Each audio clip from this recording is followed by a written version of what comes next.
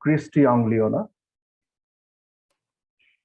from University of Liberal Arts, Bangladesh, and her title is Representation of the Liberation War of Bangladesh by Bangladeshi Women Authors.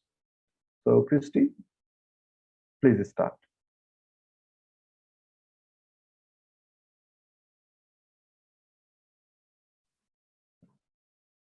Good morning, ma'am. Good morning, sir.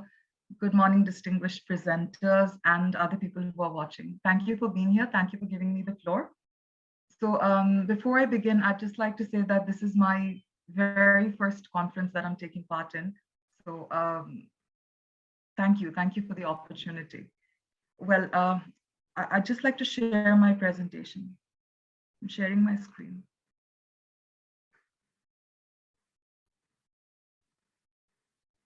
Kindly let me know if it is visible. Yes, it is. Thank you.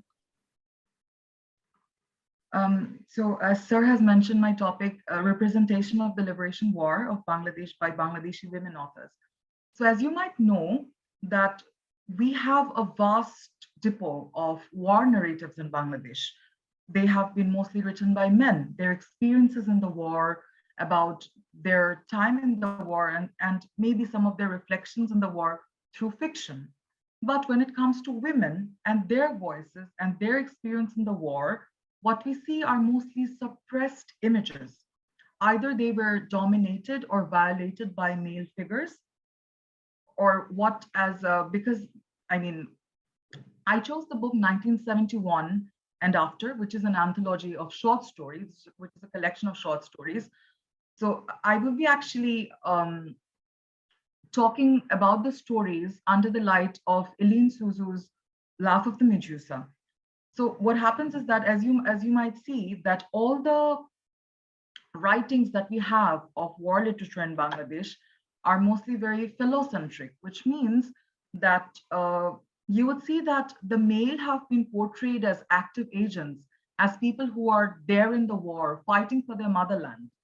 But when it comes to the female figures, we see very suppressed and passive images mostly. So what I did is, after reading this book, I realized that when it comes to female authors, how are they trying to represent women in the war? So that is what I tried to analyze and observe for this paper. These are the 4 short stories that I chose, and all of them are written by women. The Shadow of Vultures, Transformation by Farida Hussain, and then Virangana by Helena Khan, and then King Adzi and the Singer by Mia Zaman Madam. Well, moving on. So in Transformation, what we see is that, I mean, it mostly talks about how some people have, in the guise of a freedom fighter, have exploited the marginalized people by looting their homes. But I'd like to focus on something else, which is very subtly present in that story. And that is, we see that there's a girl called Naima, a young girl in love with a boy named Hassan, who goes on for a war. And when he returns, the community is all in awe. He's in glory. They are putting garlands on him. They're chanting slogans, and he's the hero of the community. But if you talk about the female protagonist, Naima, she was raped. And now the background story is she has an ailing father who cannot walk or cannot leave the whole town. So she stays back, protects her father, and actually takes care of the whole family. She's right there. She cannot move out. I mean, they are the homeowners, but the other tenants, they move out, but she stays back, taking care of her father, protecting her ailing father. Now, if you draw an analogy to this, when Hassan returns, everybody is chanting that this is the hero. He's been protecting his mother, the motherland.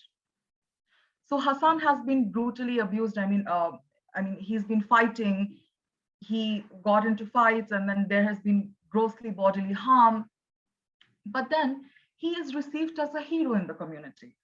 Whereas Naima, when she stayed back and when the inevitable took place, when she was raped by the Pakistani soldiers, she is being shamed. In fact, she knows that she is going to be outcasted by her lover. So instead, what she does is, she keeps it a secret.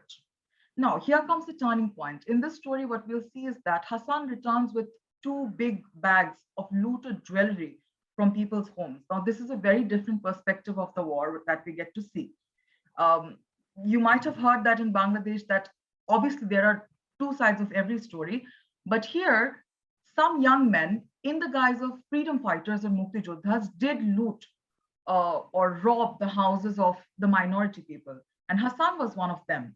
Now, when Naima, when she kept she kept her rape incident a secret to her father, she could have easily sought patronage and shelter within Hassan because he did not know about it. But when she finds out that he's been robbing of people's homes, she becomes an active agent. She dismisses passivity and she realizes that it is her time to speak up. She actually throws Hassan out of the house and tells him that the shame is all upon you. She goes on and says that you are the one who should be ashamed for your deeds and not really me. So in this way, if you can see in The Laugh of the Medusa, Eline Suzu also said that women, by writing themselves, by writing about themselves and by portraying themselves into text and in the world, they seize the occasion to speak. And that is how we see that how Naima marks her entry into history. Whereas history has always been about her suppression, she is here acting as an active agent. She has a voice. Moving on to the next one, The Shadow of Vultures, we see that there is a very strong display of resistance, even though the female character over here, Rukia, does not go into physical fight. And towards the end, she is also raped and murdered by the Pakistani soldiers. But when someone from the Shanti committee comes up and torments her, she looks straight into his eyes.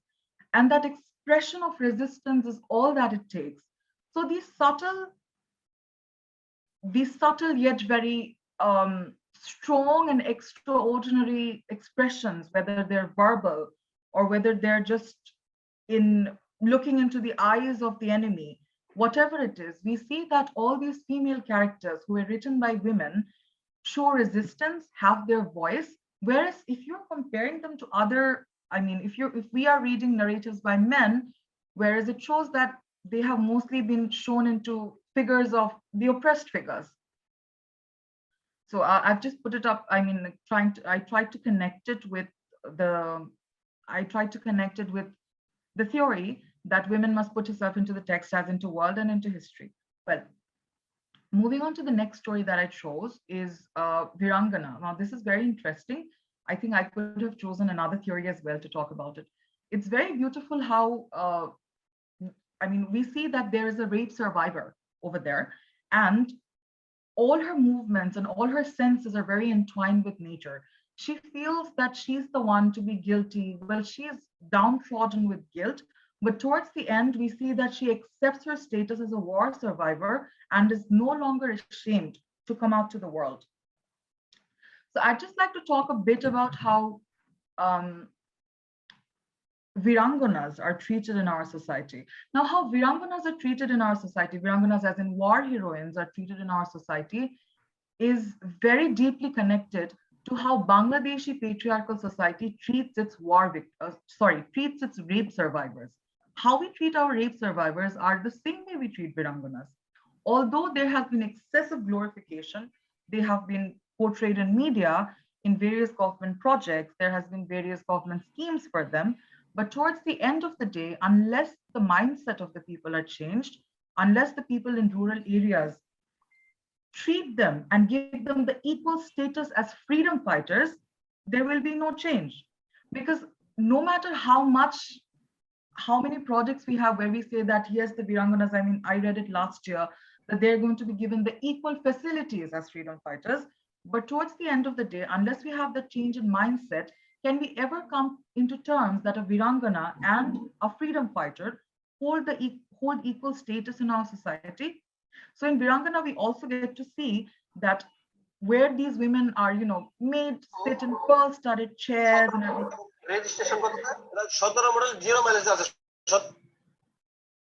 Sorry, yeah, well, that was somebody else, I think. Well, so are being made to sit in pearl-studded chairs unless we change our mentality, and unless women speak up and accept their own and come into terms that yes, I have an equal contribution in the war. Changes are very late to come. Well, finally, I initially did not think I want to talk about it, but while reading about this in various journals and papers, while actually reading about this book, I mean, this book hasn't really been explored much, but while reading about war narratives written by women and other things, I came to know, because I belong to an ethnic community, but I did not really find female ethnic voices in war narratives in anywhere. So either they've been deliberately silenced, or maybe it wasn't really getting the attention it is required. For instance, I mean, because I come from the Rakhine community, what I've seen is that I know many older people who have been victims of uh, Pakistani soldiers, and there are many narratives, but we don't really see them documented, or people do not really get to know about them. So the silence of female war victims, especially when they're from the ethnic communities, because already they're women and then they belong to ethnic communities or indigenous or tribal groups. So their voice is somehow just lost or absent. So unless we do something to document them now, they'll be lost forever.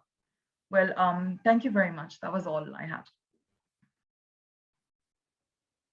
Thank you, Christy, for your fantastic presentation. So audience, keep your questions reserved for the end of the session. After we listen to the four presenters, we'll shoot your questions. Maybe you can also write your question in the chat box, and after the session presentations, we'll try to put them to the presenters. Thank you, Christy. Thank you very much. Thank you. I'm moving on to the next presenter, Abhishek Bhattacharya from Chandernagor College. So, Mr. Abhishek, are you here? Yes, sir. Am I audible? Yeah, yes, you are. You are. My video is not working. I'm trying to switch it on. Just give me a few seconds. Sure.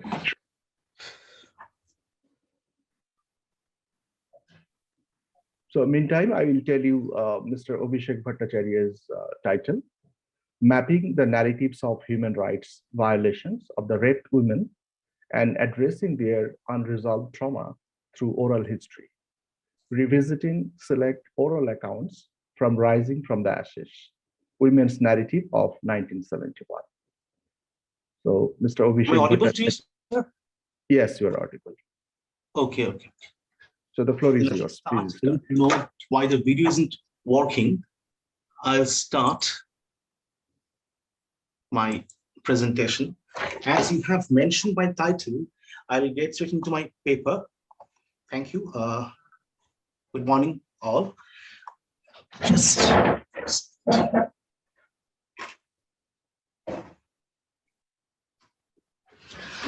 Well, I'll be mentioning the work of B.S. Turner. In Vulnerability and Human Rights, Brian S. Turner has pointed out how the idea of embodiment is fundamental to the procurement of human rights. Body takes a center stage in the discussion of human rights abuses. The violence of the 1971 Liberation War of Bangladesh was etched on the body of women. Flores Ortiz has rightly pointed out that body of women, both metaphorically and factually, is often the site where women's oppression is recorded. The experiential status of our embodiment shapes our identity in society. The violence etched on the bodies of women left an indelible mark affecting this process of identity formation. Within the concepts of embodiment, enselfment, and emplacement, Turner has outlined a framework that underline the relationship between self and the society in terms of a relation to other human beings and the institutions of the society. If embodiment and enselfment connected to Pierre Bourdieu's notion of habitus foreground the idea of inseparability of mind and body, then emplacement rooted in Martin Heidegger's concept of Dasein, literally there being, ensures our sense of identity, security, and continuity. Human rights abuses destabilizes and destroys the conditions suitable for the functioning of embodiment, enselfment, and emplacement. In case of the Bangladeshi women, the question of human rights violation was not limited to their dehumanization, but gathered manifold meanings down the timeline, starting from social and familial ostracization to taunting. The condition of life became more and more precarious for the raped women, known as Virangana, a token of honor to commemorate their contribution to the war. Instead of becoming a graceful savior, this title became a blemish for these women. Human rights violation found even wider valency in the act of silencing these women from revealing their stories. Within such abuses lies suffering and pain that Turner rendered as the loss of dignity and the loss of comfort, respectively.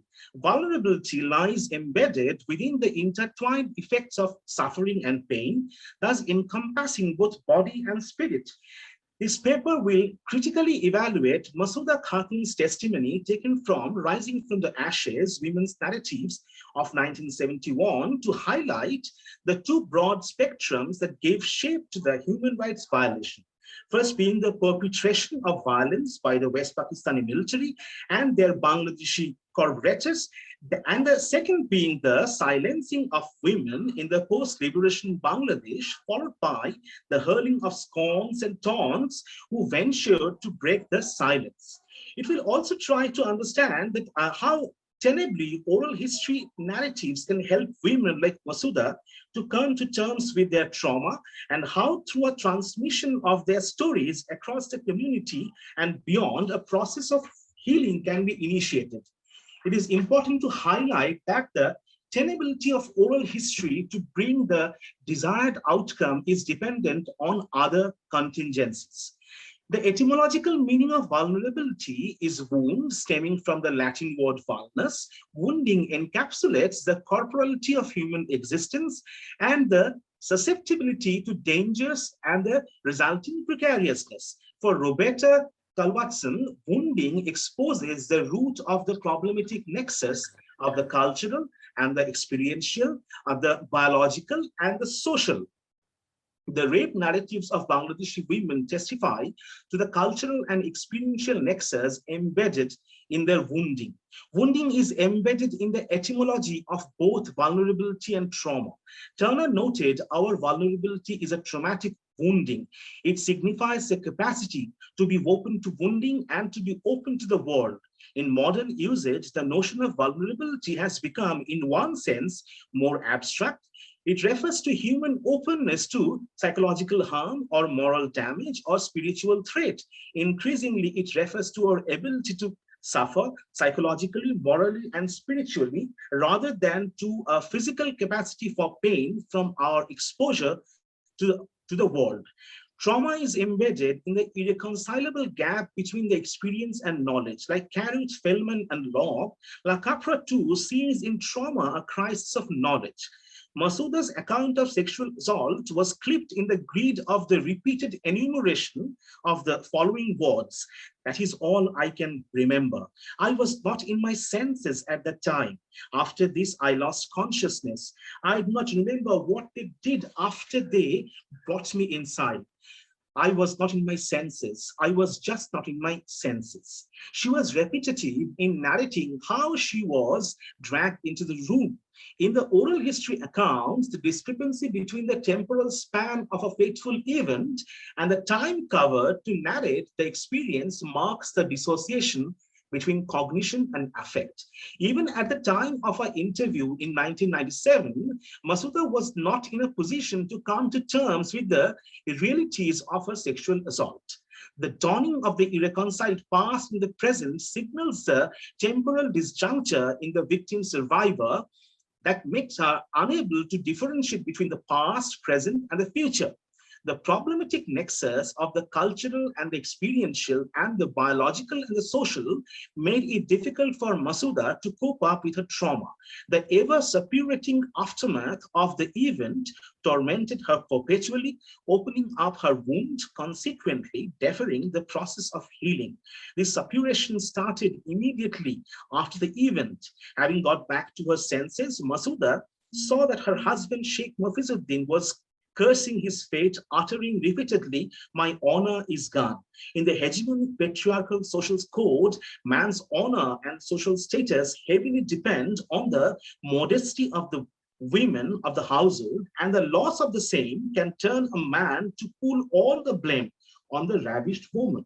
People scorned her for giving birth to a militarist brat. Her children were treated as pariah. Even her son humiliated her with strong invectives, saying, "You should have drowned yourself in Padma. Because of you, we cannot show our face in society." She found it difficult to marry off her younger daughter. She was insisted to break the silence regarding her rape at the Gano Adalat, and according to her, it uncovered the shroud of amnesia that apparently clouded public memory. The villagers mocked her, saying, "You listen to whatever outsiders tell you, but you have gained no benefits out of this. You have besmirched your honor, but have gained no material benefit or recompense." Overcome by her grief, she wanted to commit suicide because she was ashamed to show her face even to her children. Taking the cue from Yvette Flores Ortiz, we can argue social ostracization, lack of sympathy from the immediate family, taunts from the neighbors make the victims of physical assault and rape to internalize blame for the abuse. They often go to the extent of taking punitive actions against themselves for the injustices committed against them. The stigma of culpability instigates them to consider themselves to be the culprits. In the context of Bangladesh, women who were vocal about their rape ushered greater humiliation and social scorn than they did for being raped. Women were eschewed more because they publicly talked about their dehumanization. The stigma attached to rape found larger connotation in a society where such taboo subjects were not meant to be discussed in public. Intersecting the boundaries that divide the public and private, such disclosures can incite the ire of both family and society. In Masuda's case, it was evident when, resonating the words of the villagers, her children said to her, "You go to whoever calls you. You go and sing your song for them. Why didn't you poison us?" Talking about how shameful it is to discuss rape in public, Inspector Wound Nanika Mukherjee appropriately points out that shame here seems to be less an individual and gendered attribute than a property of the family and its networks. In this case, where the mother figure is implicated, the family not only learns a shameful thing about her, but also is reminded of her sexuality, which is no longer her central attribute. In a restrictive social space where women are enshrined with the onus of upholding the honors of the honor of the family and society by keeping their traumatic memories of sexual assault locked within themselves, the scope of transmission of the narrative without creating a subsequent ruckus seems unavoidable. Therefore, if healing is dependent on the formation and transmissibility of the narrative, then the credulity of healing needs special scrutiny. Inspired by Dominic Lacapra's critical insight, we can argue that the process of working through one's trauma can entail a process of healing because it can restore the temporal disjuncture orchestrated by trauma, that is the restoration of the distinction between past, present, and future, and allows for political agency. Oral history interventions can create an opportunity. Mr. Abhishek, I'm sorry to interrupt. Your time is up actually, so could you please wrap up? I'll just take 2 minutes. Okay. It would be injustice to our next presenter, actually. So okay, please try to finish. Just give me a few minutes. Try to wrap up. Go to okay. To a great extent, working through is Working through the past is an ethical process, and its effective manifestation is dependent on the social and political context. The production and publication of narratives through oral history interventions can be a significant step towards achieving recognition and acknowledgement. However, it is only possible in such a social and political setup where rights of humans are considered to be important. Richard wrote his philosophical argument as discussed in Brian S. Turner's vulnerability and human rights underlines two major features, namely sentiments and education, that can possibly uphold human rights in any given social and political setup. Education can help children to identify with other people and learn the value of sympathy and affective attachment to other human beings. According to Turner, wrote his optimistic belief is that we can make the world a better place by turning our children into sympathy and concern for other human beings as themselves sentimental creatures. Rational human beings want their rights to be recognized because they see in the plight of others their own potential misery. This recognition of rights, seemingly absent in case of the dehumanized Bangladeshi women, can be generated through the transmission of the trauma narratives in a society that is trained to understand the idea that we have an overriding obligation to diminish cruelty, to make human beings equal in respect to their liability to suffering. Thank you so much. Thank you very much, Mr. Abhishek. Our next presenter is Medha Bhadra Chaudhary from St. Xavier's University. Ms. Medha, yeah, you are audible. Okay. Good morning. I'll begin with my paper. I am working on the narratives of trauma and rape, which are recounted by Nilima Ibrahim in Ami Virangana Bolchi. And I'm trying to evaluate the intersection of memory and history. So although history has been one of the main disciplines through which we can understand gender conflict, it has been firmly rooted in historical records and the laws of temporal causation. Danish anthropologist Carsten Hastrup has observed that the nature of historical anthropology immediately rests on the nature of time, which has often been viewed as a linear phenomenon by Western philosophers. And Hastrup argues that the apparent unity of history as linear and causative is a discursive rather than a social fact. Since analysis has revealed the non-synchronicity and the discontinuity of social experience. So in the social life of people, tradition and change are two sides of the same coin, not separate entities with distinct historicities. And according to Hastrup, anthropologists appear to deal in space and historians in time, but historical anthropology must seek to explore the state which is obtained in a particular time space. And in order to understand the complexities of modern histories, particularly the history of Bangladesh, and examine the objective conditions which are matched by a subjective reality, the intersection of history and memory becomes central to the study of historical anthropology. As Anton Locke in his essay Remarks, echoes Hastrup's claims and says that for events to become a part of history, they have to be or have been experienced as significant. Now, formerly, only records provided acceptable historical evidence, but from the perspective of anthropology, recollections are equally valid, given that, in both culture is significant. Ranajit Guho, in his seminal work, Subaltern Studies, moved away from conventional sources of history towards, a reconstruction of subaltern experience. In other words, he expressed a need to understand subaltern experiences as a series of self-enclosed fragments, which possess their own integrity and attain historical meaning on their own terms, without having to place them within a larger historical framework or process.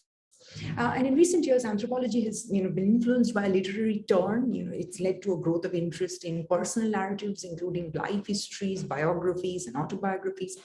And over the last quarter of a century, historians have been engaged in the process of rescuing women of the past from their invisibility in historical records. So this process of recovery and retrieval has made possible the redefinition of history to include aspects of life previously seen or regarded as non-historical. And the importance of reconstructing women's history is clear enough, because it allows for the retrieval of life stories as they themselves conceptualize and tell them. That is, real people and real lives, as opposed to monopolized historical accounts of gender relations in the private and public life. In the context of the Bangladesh Liberation War of 1971, the personal narratives of women have allowed the inclusion of new voices in the canon of autobiographies and testimonial narratives that were written during this period.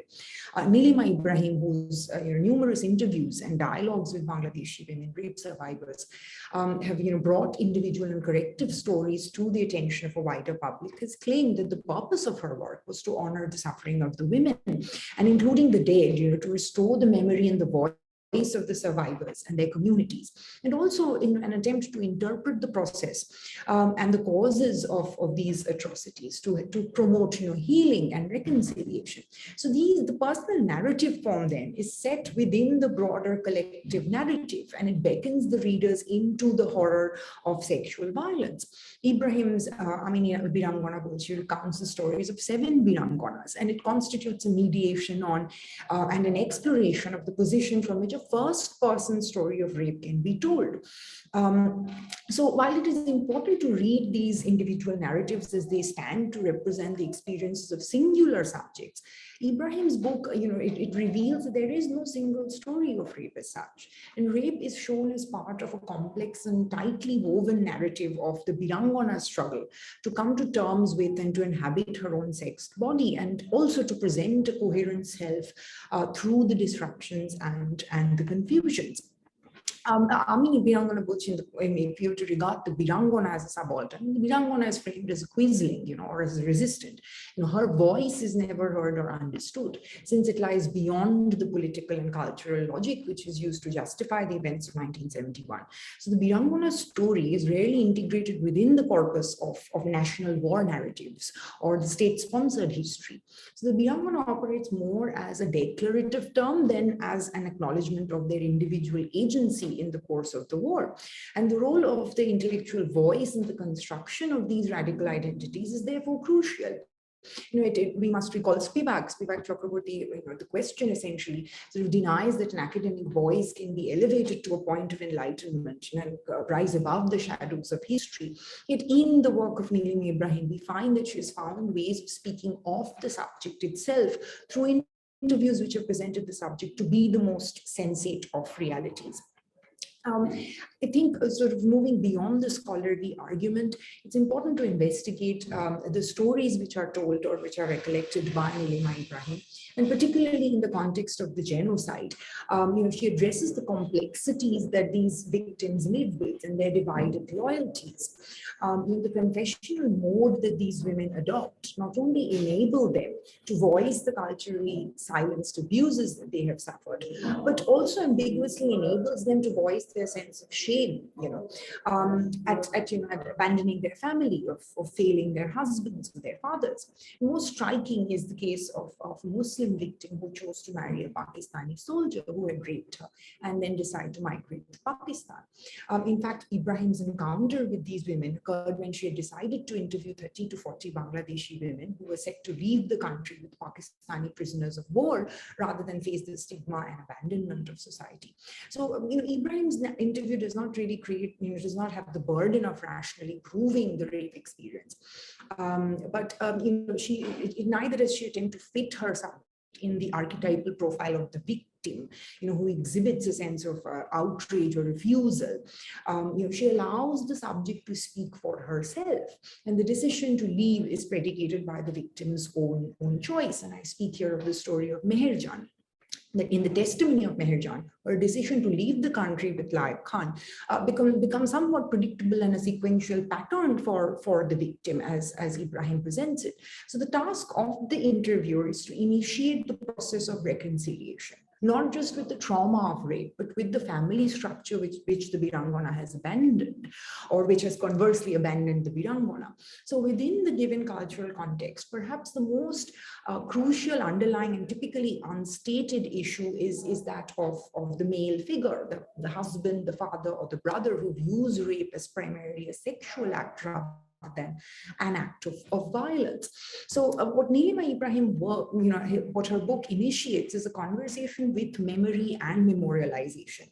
While traveling through the difficult and the varied terrains of women's political struggle and historical participation in the liberation movement. So her interviews go beyond the nationalistic discourse of the aggressor and the victim, to a deeper awareness of how violence continues to haunt women's lives even after the end of the conflict. So Ibrahim has contributed both as a researcher and as a participant to reveal how these patriarchal structures have permeated into history, and how these institutionalized values have in a way glorified the Virangana, but at the same time stripped her of her agency. Meghna Guha Thakurta, in her essay Locating Sexual Violence and Impunity, states that the 1971 Liberation War was somewhat foundational in shaping the subsequent discourse on history and sexual violence in Bangladesh. And women activists and scholars had a two-pronged struggle to wage, when addressing issues of rape and violence. The first was to inscribe women's proactive role in the war into a male-dominant national paradigm of history, as well as to redefine rape and sexual violence as visible crimes against humanity from a feminist perspective. So she reflects on how the experiences of women during the war often cannot be understood through the lens of nationalism or through a historical discourse, a linear historical discourse. The haunting question of why scores of Bangladeshi women chose to flee the country instead of staying back with their family and their society may be explored through the analysis of these gendered notions of sexuality in Bengali society, and how they reproduce feelings of shame and guilt for the rape victims. So there is, as my fellow presenters have mentioned, there's male rhetoric surrounding the rape of over thousands of Bengali women. It's irretrievably patriarchal, steeped, in a patriarchal language of war, and the translation of sexual violence against these women into a military idiom of expected sacrifice, that is, it is an attempt to make sense of the unthinkable violence, the unthinkable offenses and injuries caused to women. And it also sort of implies the failure to offer a recuperative future. So from the outset, women's personal narratives, that directly speak of their experiences of war crimes have been excluded from official nationalist histories of Bangladesh. And Nilima Ibrahim's seminal work in this respect attempts to integrate the stories of gendered violence into the corpus of national history by removing the veil of silence surrounding their experience. The silence in the academic realm or above, or among survivors themselves, however, did not imply invisibility in public memory and in nationalist discourse. And it's important for us to understand that, when women were talking about their experiences, many of these narratives were contested, and there was again this sense of secrecy and shame that shrouded these testimonies. Right, so it wasn't that these narratives were non-contested. So I think Nilima Ibrahim's Ami Virangana Bolchi, enables these memories of trauma, of sexual violence to resurface. And the Virangana, who has been very selectively remembered within certain fixed social parameters, is recalled through the narrative, and also Ibrahim's works, it carves out that limited space within which women's portrayal of crime and experience is discussed. So I'll just conclude with the final statement. I think her interviews are directed towards expressing and resolving personal tensions rather than causing an outright politicization of rape. And rape narratives, as they appeared in public discourse, was also a means of affirming the extent of proper patriarchal protection. And the Virangana was divorced from the discourse on history. So therefore, Nilima Ibrahim successfully creates a space for the Virangana to speak about their experiences in a way that keeps them and their story safe from further persecution and violence. Thank you. Thank you very much, Ms. Medha. Now I invite our next and last presenter of the session, Professor Dr. Hossein Al Mamun from Shah Jalal University of Science and Technology.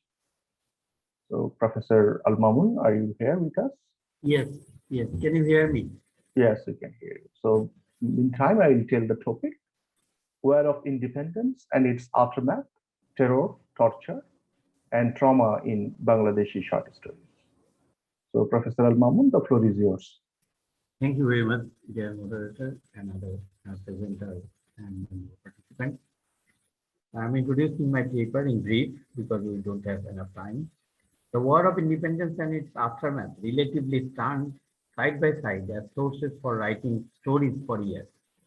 Bangladeshi war stories depict multifaceted experiences and unfathomable sacrifices of its people in the high-cost victory over Pakistan in the Liberation War of 1971. These war stories reveal the themes of terror and torture created by the Pakistani army, and thereafter the traumatic experiences of the freedom fighters and their relatives and belongings, both in physical and psychological context. This study considers the book 1971 and After, edited by Niyaz Zaman, as the primary source to examine and explore the canvas of its chronologically arranged 24 short stories, which are set in the context of 1971 with different perspectives of the war and its post-epic. The objectives of the study are to address the social impacts of trauma as a result of war through the lens of collective trauma theory, to examine the ways terror and torture create an unbearable condition for the people and how do they respond to the ill treatment, to explore how and why the traumatic experiences of Bangladeshi people expand their branches after the War of Independence as a socio-cultural phenomenon. And it is undeniable that terror and torture are the causes and trauma is the result, and they are dependently connected. Therefore, this study discusses with a focus on trauma and relocation of the effects of terror and torture to explore cultural trauma theory through reading stories from 1971 and after to achieve its objective. This study considers cultural trauma theory explored by Alexander Jeffrey in his book Trauma, Toward a Theory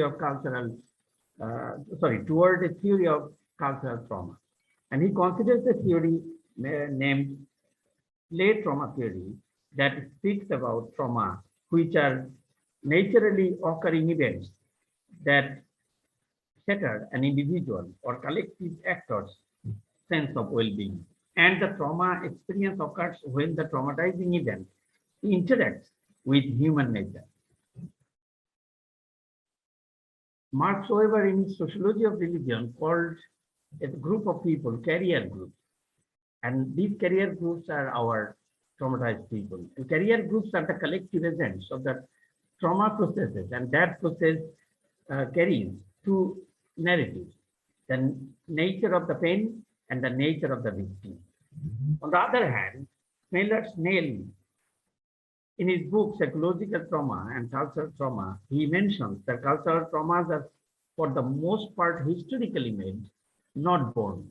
And a cultural trauma refers to an invasive and overwhelming event that is believed to undermine or overwhelm one or several essential ingredients of a cultural or the cultural as a whole.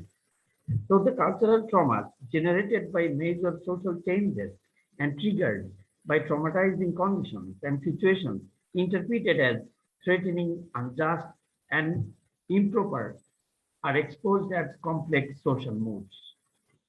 So Gary Bender in his book Trauma and the Life Stories identified 13 kinds of narrative signals of trauma, like self-report, a hidden event, long silence, loss of emotional control, emotional detachment of members, repetitive reporting, losing oneself in the traumatic event, intrusive images, forceful argumentation of conduct within an event, cognitive emotional disorder, ability to tell a story at all, inability to tell a story all, changes in voice, changes in the body language. And all these attitudes or narratives or even emotions are found in the 24 stories of the book. Now I am in brief mentioning only 5 stories from the book. The 24 stories in 1971 and after represent a fraction of the numerous short stories written about the War of Liberation and its aftermath, which portray the quote, incredible heroism of ordinary people caught up in the conflict, as well as stories of cowardice and collaboration of women who became heroines and found no welcome for them in their own homes, of heroes who turned villains, unquote. The stories are told in Bangladeshi perspectives and other perspectives of Biharis and defeated soldiers, freedom fighters, who are even considered as quote unquote others in their own country. In the story 1971, written by Humayun, pictures the terror created in a village by the Pakistan army, where a school teacher is forcefully undressed to check whether he is a Muslim or a Hindu. The story, The Flute Player, written by Nasrin Jahan, reveals a truth which eventually becomes a reason for the trauma situation in the life of a freedom fighter named Usman.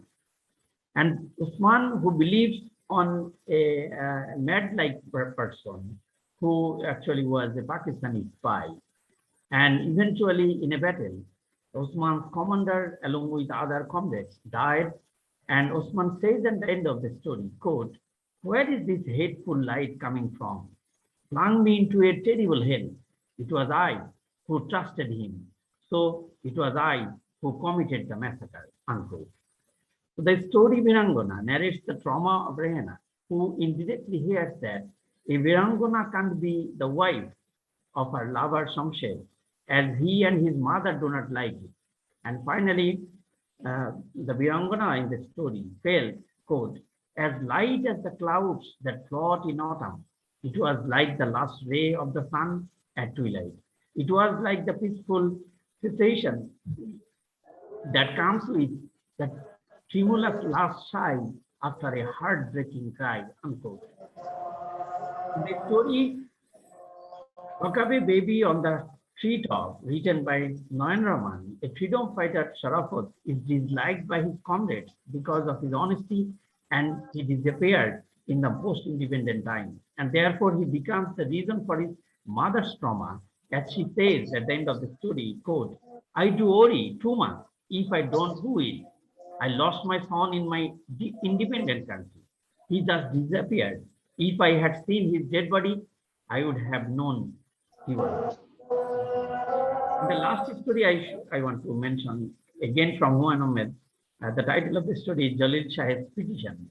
That story explores the trauma of Jalil Shah as he lost his 2 sons in the War of Independence, but he wants justice for killing 30 lakh people.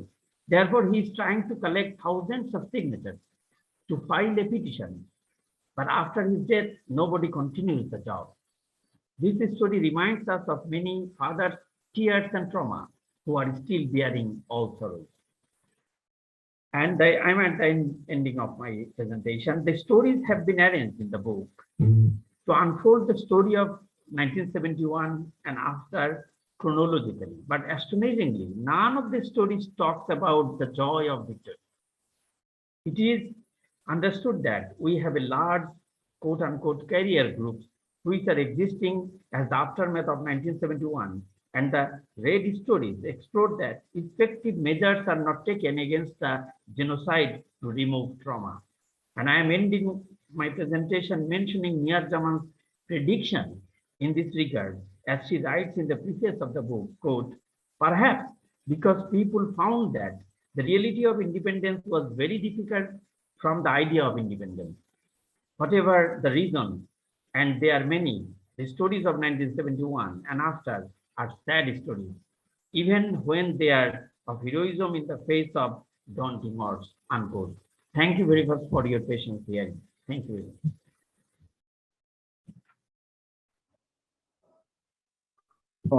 Thank you, Professor Al-Mamun, for your fantastic presentation.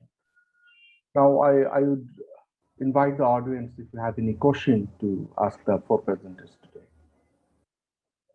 You can also type the question in the chat box if you want.